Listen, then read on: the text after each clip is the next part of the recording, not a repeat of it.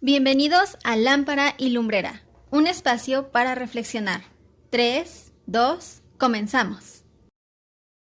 Les voy a pedir que me acompañen a partir de el capítulo 1 y vamos a leer del verso 1, Apocalipsis 1:1.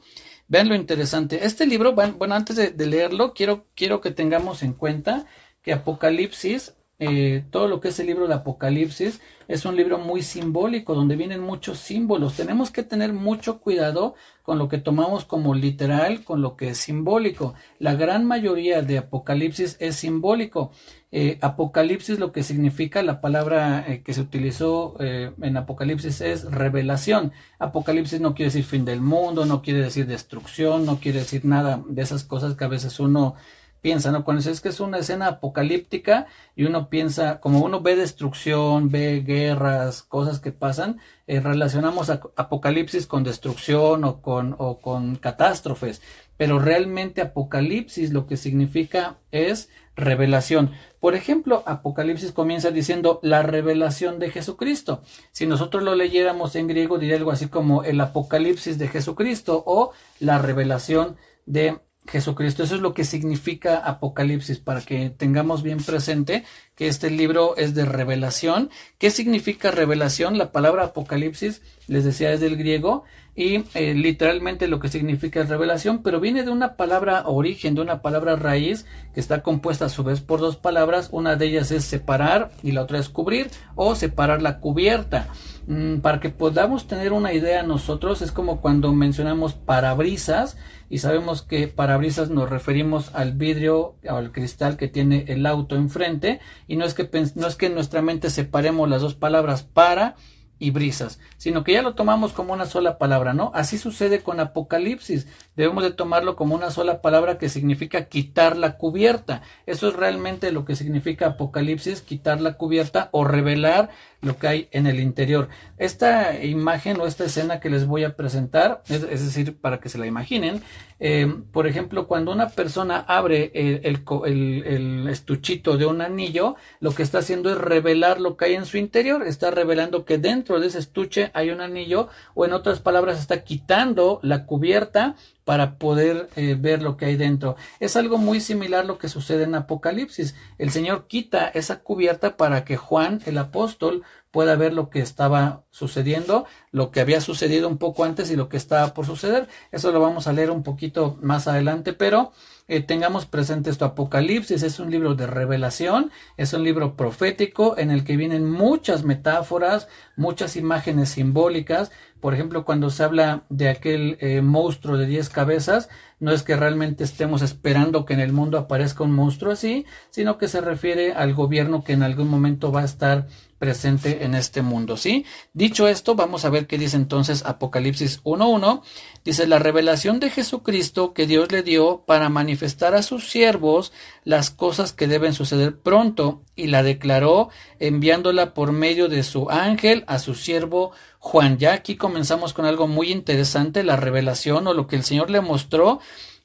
Fíjense lo que dice aquí: la revelación de Jesucristo que Dios le dio, es decir, Dios el Padre le da una revelación al Señor Jesucristo, el Señor Jesucristo se la declara a Juan por medio de un ángel. Es decir, Dios le da la revelación al Señor Jesucristo, el Señor Jesucristo se la da a un ángel para que ese ángel se la dé a Juan, y a su vez Juan para que se la dé a la iglesia, es decir, a todos nosotros los que somos parte de la iglesia de Jesucristo. Entonces el orden es, Dios se la da al Señor Jesús, el Señor Jesús a su ángel, el ángel a Juan, y Juan la escribe para que cada uno de nosotros podamos leer esta revelación que encontramos aquí en Apocalipsis.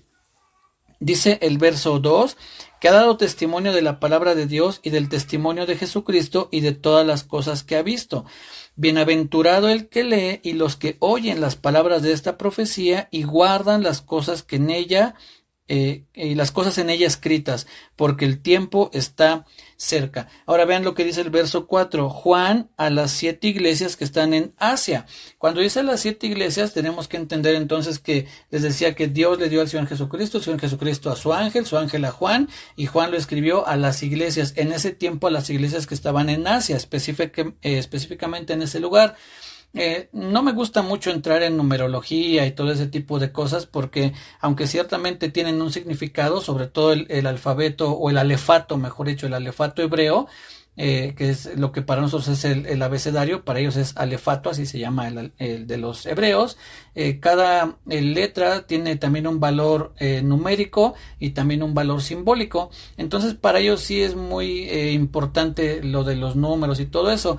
Uno de los significados del número 7 es la plenitud o la totalidad. En este caso, si hablamos de que son 7 iglesias, podríamos entenderlo como la plenitud o la totalidad de la iglesia de Cristo, simbolizadas en ese número 7, en las 7 iglesias. ¿Esto qué quiere decir? En otras palabras, que también es parte este libro de algo que nos interesa a nosotros, que debemos de ponerlo en práctica. Pues en el verso 3 dice: bienaventurado el que lee y los que oyen las palabras de esta profecía. Entonces no solamente se está refiriendo a las 7 iglesias o a los mensajeros de esas iglesias, sino a todo el que lee, que en este caso somos tú y yo, parte de la totalidad de las iglesias del Señor Jesucristo, ¿sí? Entonces dice en el verso 4, Juan, a las 7 iglesias que están en Asia: gracia y paz a vosotros del que es y que era y que ha de venir, y de los 7 espíritus que están delante de su trono, y de Jesucristo, el testigo fiel, el primogénito de los muertos y el soberano de los reyes de la tierra, al que nos amó y nos lavó de nuestros pecados con su sangre. Bien, de ahí me voy a saltar hasta el verso 9. Y dice aquí en Apocalipsis 1:9: yo, Juan, vuestro hermano y copartícipe vuestro en la tribulación, en el reino y en la paciencia de Jesucristo, estaba en la isla llamada Patmos por causa de la palabra de Dios y el testimonio de Jesucristo. Yo estaba en el Espíritu en el día del Señor, y oí detrás de mí una gran voz como de trompeta, que decía: yo soy el Alfa y la Omega, el primero y el último. Escribe en un libro lo que ves y envíalo a las 7 iglesias que están en Asia: a Éfeso, Esmirna, Pérgamo, Tiatira, Sardis, Filadelfia y la Odisea. Y me volví para ver la voz que hablaba conmigo, y vuelto vi 7 candeleros de oro, y en medio de los 7 candeleros a uno semejante al Hijo del Hombre, vestido de una ropa que llegaba hasta los pies y ceñido por el pecho con un cinto de oro. Su cabeza y sus cabellos eran blancos como blanca lana, como nieve, sus ojos como llama de fuego, y sus pies semejantes al bronce bruñido, refulgente como en un horno, y su voz como estruendo de muchas aguas. Vean lo que dice en el verso 14. Dice: su cabeza y sus cabellos eran blancos como blanca lana, como nieve, sus ojos como llama de fuego. Esto es lo que les decía, que es un libro metafórico, que es un libro simbólico. Y por ejemplo, lo que dice el verso 14, que su cabeza y sus cabellos eran blancos como blanca lana, como nieve, dice: sus ojos como llama de fuego. Obviamente está hablando de una manera simbólica, está tratando de describir cómo es que él veía esa imagen del Señor Jesús. No es que realmente sus ojos tuvieran llamas, sino la intensidad de su mirada, la forma en que veía, la sabiduría que representan los cabellos blancos. En fin, son metáforas que se utilizan para que podamos darnos una idea de cómo es el Señor Jesús. Un ejemplo muy, muy básico para las metáforas que nosotros usamos es cuando decimos: vamos a hacerle la ley del hielo. Es decir, no le vamos a hablar a alguien. Ya ahí el frío o el hielo nos da la impresión de que hay que distanciarnos de una persona. O también de otra manera, cuando dicen: esa persona es muy fría, es decir, tal vez que no es una persona que se acerque, que platique. Son ideas que nos dan hablando acerca de la metáfora del frío. También, por otra parte, la calidez es una metáfora contraria. Es una persona muy cálida. ¿Qué quiere decir? Que es una persona que se acerca, que nos abraza, que nos hace sentir bien, ¿no? Nos da a entender tanto el frío como el calor en su momento, esas metáforas de distancia o de cercanía o de una persona que nos gusta estar con ella, ¿no? Entonces, ese tipo de metáforas la vamos a encontrar muchas veces aquí en Apocalipsis. Entonces, tengamos cuidado cuando leamos este libro y no tomemos todo como literal, ¿no? Todo lo que dice aquí. Bien, sigamos leyendo entonces. Dice el verso 15: y sus pies semejantes al bronce bruñido, refulgente como en un horno, y su voz como estruendo de muchas aguas. Tenía en su diestra 7 estrellas, de su boca salía una espada aguda de 2 filos, y su rostro era como el sol cuando resplandece en su fuerza. Cuando le vi, caí como muerto a sus pies, y él puso su diestra sobre mí, diciéndome: no temas, yo soy el primero y el último, y el que vivo y estuve muerto, mas he aquí que vivo por los siglos de los siglos. Amén. Y tengo las llaves de la muerte y del Hades. Escribe las cosas que has visto, y las que son, y las que han de ser después de estas. Fíjense, aquí utiliza el pasado, presente y futuro. Escribe las cosas que has visto, las que son y las que serán después de estas. El misterio después del Señor Jesús, aquí les decía, ¿no? Está hablando de, podemos encontrar mucha simbología o muchas metáforas. En este caso estamos hablando de simbología, y el Señor Jesús va a explicar una de esas simbologías que aparecen aquí. Dice el verso 20: el misterio de las 7 estrellas que has visto en mi diestra y de los 7 candeleros de oro.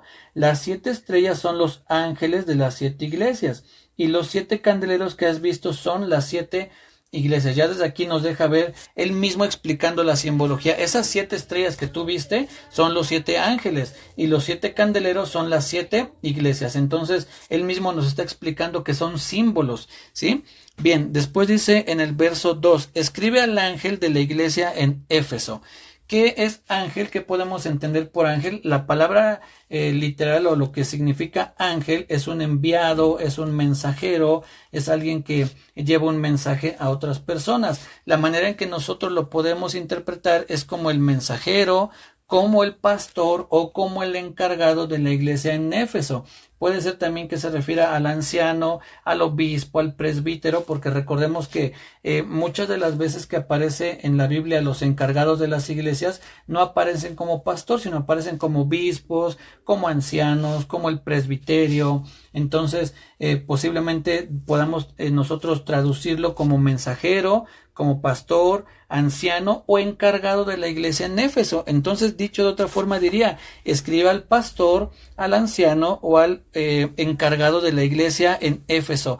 Difícilmente podemos pensar que se refiera a un ángel literal, es decir, un ángel de un espíritu que conocemos también como ángel, porque no tendría mucho sentido lo que está diciendo aquí. Un ángel no es un encargado de una iglesia, sino es una persona, es un hombre, un ser humano quien está en la iglesia. Cuando dice escriba el ángel de la iglesia en tal lado, se refiere al pastor o anciano o al encargado, ¿no? Después dice: el que tiene las 7 estrellas en su diestra, el que anda en medio de los 7 candeleros de oro. Dice esto: la manera en que el Señor Jesucristo se presenta aquí es como el que tiene las 7 estrellas en su mano. Dice: y el que anda en medio de los 7 candeleros de oro.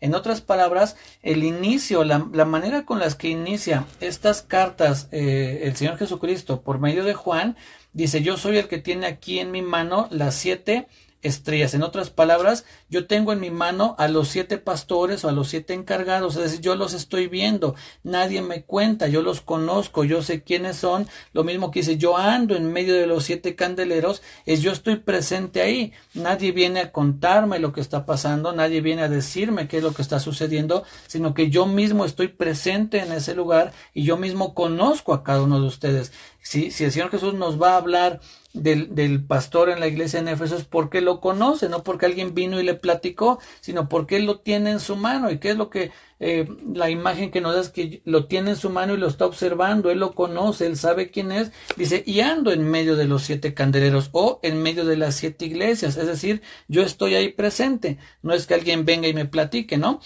Es cierto que nosotros en oración muchas veces le decimos: Señor, yo te pido que cuides a mi iglesia, que habrá iglesias quizá que no tengan un lugar propio, sino estén alquilando un local. Señor, que tú puedas proveer para esta iglesia un local, que tú ayudes a mi pastor a que pueda llevar bien la iglesia, que tú ayudes a los ancianos, si es que hay ancianos en tu iglesia.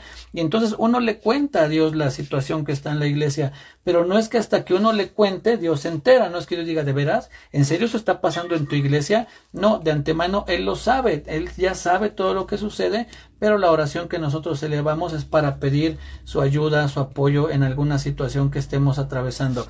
Entonces, la imagen que nos presenta aquí el Señor Jesús de entrada, como lo que abre el telón para estas 7 iglesias, es que Él está en medio de ellas. Nadie le cuenta, Él las conoce, Él va a hablar por su propio conocimiento. Y lo refuerza esta idea de la forma en que comienza también ya directamente a hablar a las 7 iglesias. Con las 7 comienza diciéndoles: yo conozco tus obras. A las 7 iglesias les dice lo mismo: yo conozco tus obras, yo conozco tus obras, yo conozco tus obras. Es decir, él está pendiente de lo que sucede en las 7 iglesias. Esto lo dice ya en el verso 2.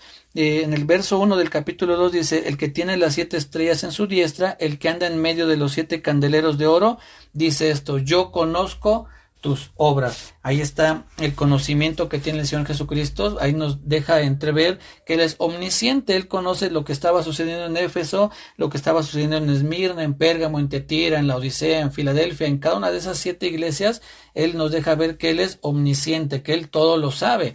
Entonces, la forma en que se presenta en esta iglesia ya nos deja ver que Él sabe todo de lo que está sucediendo en las iglesias, es decir, en la plenitud de sus iglesias. Las iglesias que están en Europa, en Asia, en África, en América, en cualquier lugar, el Señor Jesús conoce lo que sucede en su iglesia, en la iglesia de Cristo, ¿sí? Y después le comienza a decir al mensajero, a la iglesia. Recordemos que la carta, vale la pena también mencionar esto, la carta va dirigida al ángel, pero no es que solamente le interese al ángel, va dirigida al ángel obviamente porque es el encargado. Es como si yo mandara ahora mismo una carta a una iglesia, pediría que esa carta se le entregue al pastor para que el pastor la lea y pueda compartírsela a toda su iglesia, pero no es que únicamente sea de interés del pastor, sino que es de interés de toda la iglesia, pero por razones obvias va dirigida al encargado de esa iglesia, ¿sí? Entonces, por eso dice: escribe al ángel, es decir, dirígesela al ángel, pero obviamente tiene que ver toda la iglesia. Dice entonces el verso 2: yo conozco tus obras y tu arduo trabajo y paciencia, y que no puedes soportar a los malos, y has probado a los que se dicen ser apóstoles y no lo son, y los has hallado mentirosos. Aquí vamos a detenernos en este verso 2. Dice: yo conozco tus obras y tu arduo trabajo y paciencia. Todo eso que está mencionando aquí el Señor Jesús es bueno. Dice: conozco tus obras, conozco tu arduo trabajo, también tu paciencia. Dice que no soportas a los malos, has probado a los que se dicen ser apóstoles y no lo son, y los has hallado mentirosos. Esto es algo que tenemos que tener presente, que está vigente el día de hoy: el conocer o probar a aquellos que se dicen tanto apóstoles como los que se dicen profetas, que hoy se da muchísimo y es un auge impresionante de apóstoles y profetas. Hace ya un par de meses estábamos viendo un video, mi esposa y yo, de una iglesia donde decían: y el pastor fulano ahora ya no es solamente pastor, ahora es profeta, y el que era profeta ahora ya no es profeta, ahora ya es apóstol, y el otro profeta ya no es profeta, ahora es el apóstol, y el otro hermano que era pastor ahora ya es profeta, y nombraron de apóstoles y profetas como no se imaginan. Y me dio mucha curiosidad porque dentro de ese nombramiento masivo que hicieron en esa iglesia, dijeron, de verdad que así fue, dijeron: y nuestro primer maestro, el hermano fulano de tal. Y quien estaba presentando o haciendo un comentario a este video, que obviamente era alguien externo a esa iglesia, dijo un poco a manera de broma o con un poco de sarcasmo, dijo: pues con razón están como están, si apenas nombraron a su primer maestro, es decir, a alguien que apenas el único que les puede enseñar después de quién sabe cuántos profetas y apóstoles, ¿no? Dice: pues con razón están como están, ¿no? Entonces es bien importante los 5 ministerios en la iglesia. Y a veces se menosprecia al de maestro, ¿no? Se toma como importantísimo al apóstol, al profeta, al evangelista, obviamente al pastor, y parece que es, y el maestro, ¿no? Así como que, pues, ¿para qué no diga maestro, no? Y qué importante es ese ministerio, porque sin la enseñanza, cualquier iglesia tiende a perderse. El Señor Jesucristo dijo: mi pueblo pereció porque le faltó conocimiento, y el conocimiento no viene sino a través de quien Él ha determinado como maestros o como aquellos que tienen el don de la enseñanza. Entonces, pero no es solo responsabilidad de ellos, también es de uno. También nosotros debemos de meternos a la Biblia, a leer, a estudiar y a esperar que el Espíritu Santo nos revele las cosas que están escritas ahí, ¿sí? Entonces, una función muy importante que tiene que tener la iglesia es probar a los que se dicen apóstoles. Recordemos que en algún momento estuvimos estudiando qué significa apóstol, y apóstol es un término muy similar a ángel, es un enviado, es un mensajero, es alguien que lleva un mensaje. Entonces, esta palabra la podemos tomar literal como apóstoles, pero también como aquellos que se sean enviados. Yo soy un enviado, podría ser con el título de apóstol, de profeta, de evangelista, de pastor o maestro, pero eran probados. Todos aquellos que se decían enviados por Dios eran probados por esta iglesia, y dice, y los has hallado mentirosos, es decir, no eran lo que decían que eran. Para nosotros, ¿cómo podemos nosotros probar a alguien que se dice ser apóstol, profeta, evangelista, pastor, maestro, lo que sea, por lo que enseña, por lo que profetiza, por lo que hace? Es decir, sus obras nos dejan ver quién es esa persona. Por poner un ejemplo, y no pretendo exhibir a nadie porque no voy a decir su nombre, pero recién estaba viendo de una persona que se dice apóstol, y entonces profetizó que en Ecuador iba a haber una mujer presidenta. Entonces dijo, y el Espíritu Santo, y varias veces dijo, el Espíritu Santo está diciendo, y Dios está diciendo que en Ecuador Él ha preparado una mujer para que sea la presidenta. Y 2 años, si no mal recuerdo, después se postuló para presidente una mujer que se llama Melba Jacome. Esta mujer cristiana, incluso cuando la entrevistaron le dijeron, oye, pero tú estás en esta misma candidatura en contra del que estaba presidente en ese momento, que se apellida Correa, dice, en contra de Correa, dice, y es mucha la diferencia. Y él dijo, no, pero a mí me dieron una palabra, a mí me profetizaron que yo iba a ser, y esto es una lucha como la de David contra Goliat, que Goliat era el gigante y David era el pequeño, así es más o menos la lucha. Total que se dieron las elecciones, y este hombre Correa obtuvo más del 50% de las votaciones, y Melba Jacome no tuvo ni el 1%. ¿Qué quiere decir? Que este hombre es un falso profeta. Tristemente así es. No es que le falló la profecía, que fue sin querer, que algo. Él habló por el Espíritu, según él dijo, el Espíritu de Dios está diciendo esto. Y si eso no se cumplió, es un falso profeta. No hay de otra. No podemos decir, bueno, pero es que tal vez Dios cambió de opinión. No, Dios no cambia de opinión. Cuando Él dice así, lo cumple. Es decir, ustedes pueden encontrar en la Biblia que dice, y Dios se arrepintió, pero ese es otro tema, ¿no? Hablando de los temas proféticos, Dios no va a cambiar de opinión. Y miren, vamos, por favor, acompáñenme para que tengamos un fundamento bíblico a esto. Vamos a ver lo que dice en Deuteronomio 18.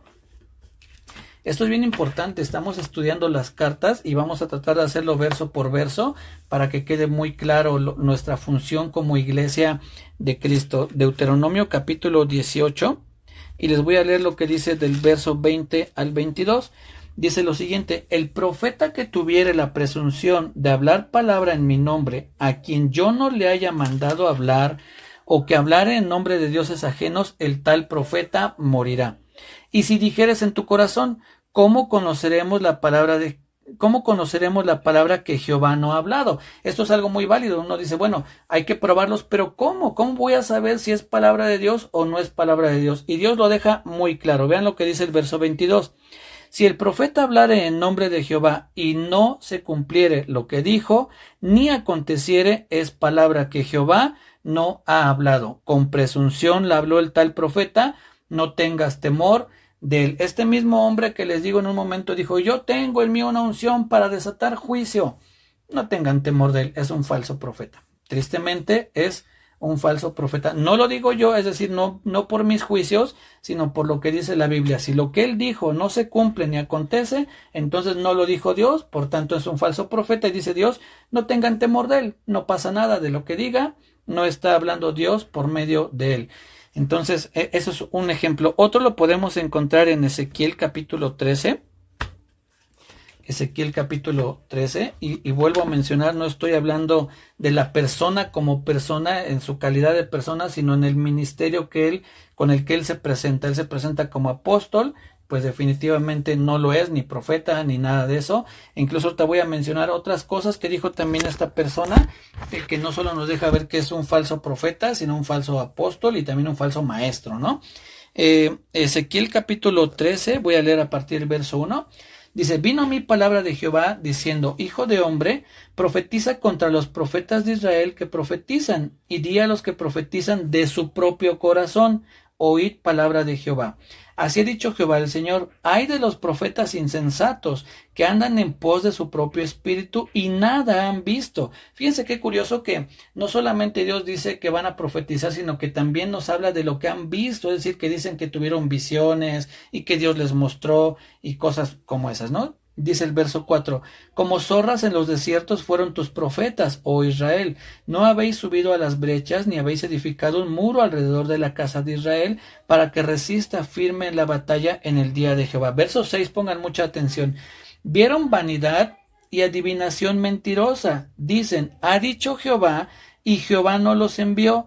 Con todo, esperan que Él confirme la palabra de ellos. O sea, ellos sueltan palabra y aquí yo declaro, yo decreto, yo establezco, yo digo, profetizo y esperan que Dios cumpla lo que ellos de su corazón o de su imaginación están diciendo. Y obviamente eso no va a suceder así. Dios no va a respaldar ninguna palabra que no venga de Él. Si viene de Él, pues Él tendrá que respaldar su palabra. Pero si no viene de Él, Dios no está obligado a respaldar palabra que diga alguien en nombre de Dios o que esté queriendo hablar en nombre de Dios.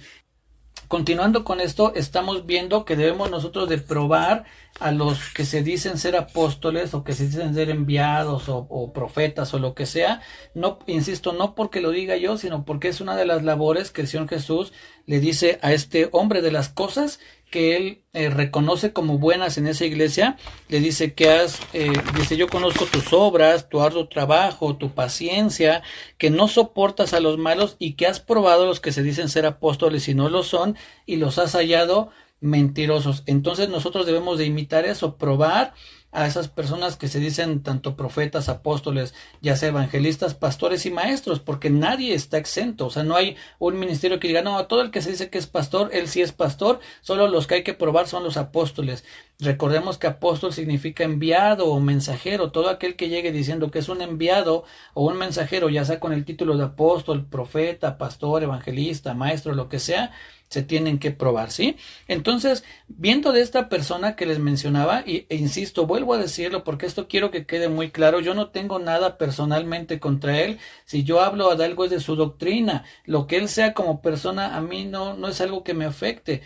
Puede ser que tenga, por poner un ejemplo, y no estoy diciendo que sea el caso, pero puede tener malos modos, ¿no? Puede ser que no diga por favor y gracias, ¿no? Por poner un ejemplo, ok, es un defecto de carácter que tendría que componer, pero no es algo que yo pudiera señalar como, no vean a este hombre porque no dice por favor. Eso sería absurdo de mi parte, ¿no? A lo que yo me estoy enfocando es a la doctrina. Ahí sí tenemos que tener cuidado a quién escuchamos por la doctrina que enseña. Entonces, si él está profetizando y no se cumplen, es un falso profeta, no debemos seguirlo. Tenemos que tener cuidado con este tipo de personas. Les decía otra de las cosas que mencionó, ¿no? De esas, de los decretos, y yo decreto y establezco, hizo una oración en contra del coronavirus que yo ahora digo y se desaparece y no tiene efecto. Eso lo dijo hace año y medio. Y el mundo, después de su oración, no digo que a causa de él, ¿verdad? Pero es decir, él oró y no solo no se detuvo, sino que además de una epidemia, se convirtió en una pandemia. Entonces, pues también esa oración donde él decretó y estableció y con su autoridad apostólica, pues tristemente no tuvo resultados. Pues lo más claro es lo que estamos viviendo, ¿no? No hay mucho que explicar de eso, pues el coronavirus sigue hasta el día de hoy. Bien, otra de las cosas que este hombre mencionó, y les digo, esto solamente es para darnos cuenta que no es una persona confiable en cuanto a sus profecías ni en cuanto a su doctrina. Les voy a mencionar 7 cosas que él dijo que según él, la sangre de Cristo hace. Solamente de una mencionó un respaldo bíblico, de las otras 6 no mencionó ningún respaldo bíblico, por lo cual nos debe dar a entender que no debemos seguir esa doctrina. Haciendo un pequeño paréntesis, pero muy importante, quiero que tengamos bien presente esto. Hay gente que viene diciendo que trae revelaciones o nuevas revelaciones, Pero la Biblia, lo que podemos entender es que en la Biblia ya está todo lo que Dios quería revelárnoslo, ya lo dejó en la Biblia. Yo puedo entender que haya personas que digan, el Espíritu Santo me pidió, me mostró, me dirigió a que ore por ti y que te dé un abrazo, porque por medio de ese abrazo tu corazón se va a sentir confortado. Yo puedo creer que haya gente que el Espíritu Santo le guíe a hacer eso. Donde yo tengo problemas cuando ese tipo de acciones se vuelven una doctrina, se vuelven una enseñanza. ¿A qué me refiero? Si yo les digo, mira, el Espíritu Santo me guió a que te dé un abrazo, porque yo siento que ese abrazo te va a traer, no sé, que tu corazón se sienta confortado, ¿sí? El problema es cuando el Espíritu Santo, o que yo pretenciosamente diga, porque el Espíritu Santo provoca que en el corazón se suelten una serie de cosas y en el mundo espiritual se abran portales, y entonces cuando tú ves... ¿Y eso dónde lo dice la Biblia? O sea, la Biblia dice que el abrazo hace todo eso. No, no, no, eso me lo reveló el Señor. Cuidado. Cuidado con ese tipo de acciones que se vuelven doctrinas. Yo entiendo, insisto, que Dios nos pueda pedir que hagamos una acción. Mira, ve, pon tu mano sobre el hombro de esa persona y dile que va a estar bien, que confíe en mí, ok, pero de ahí a que diga, porque cuando tú pones la mano sobre el hombro, lo que sucede es que en el hombro tenemos unos músculos que se transfieren al corazón y entonces ahí sí cuidado, ¿no? Cuidado cuando ese tipo de acciones se vuelven doctrinas, cuando se vuelven enseñanzas, cuando Dios nos revela qué es lo que sucede a través del abrazo. Cuidado, eso es de mucho cuidado. Entonces, debemos de tener cuidado con ese tipo de revelaciones que nos hablan de nuevas doctrinas, ¿sí? Ahora, ¿cuál es la importancia en todo esto? Fíjense, si Dios nos revela algo que no está en la Biblia, digo Dios entre comillas, ¿no? Si Dios, entre comillas, nos revela algo que no está en la Biblia, entonces no es Dios. No es Dios que nos está dando una doctrina nueva, porque todo lo que Dios quiso darnos ya está en la Biblia. Por otra parte, si Dios, otra vez lo digo entre comillas, nos revela algo que ya está en la Biblia, entonces no es revelación, solamente es algo que nos está recordando lo que ya está en la Biblia. Por ejemplo, hace mucho tiempo yo escuché de una persona que dijo que Dios le había dado una visión, que Dios le había revelado algo. Y entonces dijo, yo veía un trono y que del trono salían luces como de un arco iris y luego del trono salía un mar como cristal. Yo dije, eso ya está en Apocalipsis, eso no es una revelación, eso ya está ahí. No, esa revelación se la dio a Juan, no a usted. Usted solamente está replicando lo que ya está en la Biblia. Entonces no era una revelación porque ya estaba en la Biblia. Si esta persona hubiera dicho, y que de ese trono además salían notas musicales y vi como que una guitarra salía y tocaba, eso no está en la Biblia, entonces no es una revelación, entonces tampoco es de Dios. ¿Sí me explico? Hay que tener cuidado con esas famosas revelaciones. Si no está en la Biblia, segurito que no es de Dios. Y si ya está en la Biblia, no fue una revelación porque ya está en la Biblia, ya Dios lo había dejado ahí escrito. Ahora bien, todo esto lo comento por lo que este hombre dijo. Miren, les voy a decir. Él dijo que cuando tú aplicas la sangre en una área de tu vida o de tu familia, Dios trabaja. Por ejemplo, yo pongo la sangre de Cristo sobre la vida de mi hijo porque es medio rebelde. Y como tú pones la sangre ahí, entonces Dios va a trabajar en su rebeldía. Eso no es bíblico. En ninguna parte de la Biblia tú vas a encontrar que eso suceda. Tú no puedes aplicar la sangre de Cristo porque ni siquiera es bíblico y además porque quien podía hacer uso o aplicar la sangre en algún momento era quien ofrecía el sacrificio. Y la sangre de Cristo, Él se ofreció a sí mismo. Si alguien pudiera hacer eso sería Él, no tú y yo. El sacerdote era el que podía ofrecer el sacrificio y aplicar la sangre en el altar, en los utensilios o en las personas, o como vemos en el lóbulo de Aarón, en el dedo pulgar, pero era el sacerdote. En este caso el Señor Jesucristo se ofreció a sí mismo, por lo tanto tú y yo no podemos hacer nada con esa sangre porque tú y yo no estamos ofreciendo el sacrificio. El sacrificio ya fue ofrecido y fue ofrecido por Cristo mismo. Bueno, lo segundo que dijo es que declarar el poder de la sangre de Cristo y entonces Dios levanta una pared, un muro de protección. Si tú dices yo cubro mi casa con la sangre de Cristo, entonces Él dice que Dios levanta un muro de protección. Eso tampoco está en la Biblia. Y lo peor de todo es que, bueno, él dice que habla de esta protección, ¿no? Cuando la Biblia nos enseña, por ejemplo, que en el Salmo 3, si no mal recuerdo, cuando dice Jehová es escudo alrededor de mí. ¿Quién es quien nos protege? Dios. Dios es como un escudo, no la sangre de Cristo. Eso no es bíblico. Después dijo que cuando tú aplicas la sangre de Cristo o invocas la sangre de Cristo, se desatan milagros, protección y provisión, y que Dios está obligado, fue la palabra que él usó, a protegerte. Fíjense nada más, o sea, Dios no está obligado. Él le dijo a Moisés, yo tendré misericordia del que tendré misericordia. En otras palabras, yo seré misericordioso con quien yo quiera. ¿Cuál es lo contrario? Con quien no quiera, pues no. Y es algo que a veces nos cuesta entender. A mí me costó muchísimo entender cuando en Malaquías leí que Dios decía, a Jacob amé, pero a Esaú aborrecí. Y dije, ¿cómo? O sea, Dios diciendo que a uno amó y al otro aborreció. Y hubo un choque en mi mente de decir, ¿cómo, Señor? O sea, ¿cómo puedo entender eso? Bueno, él se lo dijo a Moisés, yo tendré misericordia de quien yo quiera tenerla, seré clemente de quien yo quiera ser clemente. O sea, Dios no está obligado a nada, absolutamente a nada. Todo lo que él hace, lo hace porque él así lo desea. Por eso se conoce a Dios como el solo soberano. No hay nadie en el mundo más que se pueda decir soberano, porque si Dios quiere endurecer el corazón de él, lo endurece. Si quiere que esa persona recibe, pero el único de quien la Biblia se refiere como el solo soberano es de Dios. Él puede hacer como él quiera, él no está obligado a nada, ¿sí? Después dijo que la sangre también abre portales. ¿De dónde sacó él eso? Yo no me explico, yo nunca he leído en la Biblia que la sangre de nada ni de nadie abra portales. También dice que para la actividad demoníaca. El Señor Jesucristo dijo, en mi nombre echarán fuera demonios. No dijo por mi sangre, no dijo apliquen mi sangre para parar la actividad demoníaca. Eso no lo dijo, él dijo en mi nombre. O sea, es decir, uno dice en el nombre de Jesús y puede uno sí echar fuera demonios, eso sí es cierto, pero no por su sangre. También dijo que desata actividad angelical. Yo tampoco veo en la Biblia que diga eso. En un momento dice en el Salmo 91, si no mal recuerdo, dice, a sus ángeles mandará cerca de ti que te guarden para que tu pie, y en sus manos te llevarán para que tu pie no tropiece en piedra. Es una acción que lleva a cabo Dios, ¿sí? Cuando uno le pide, Señor, protégeme, Señor, te pido que me cuides, Señor, yo te pido que este día esté mi vida en tus manos, y Dios mandará a sus ángeles a que nos cuiden. También vemos que dice que el ángel de Jehová acampa alrededor de los que le temen, no de los que invocan la sangre de Cristo, de los que temen a Dios, él manda a su ángel a que nos proteja, ¿sí? Y por último dice que establece pactos.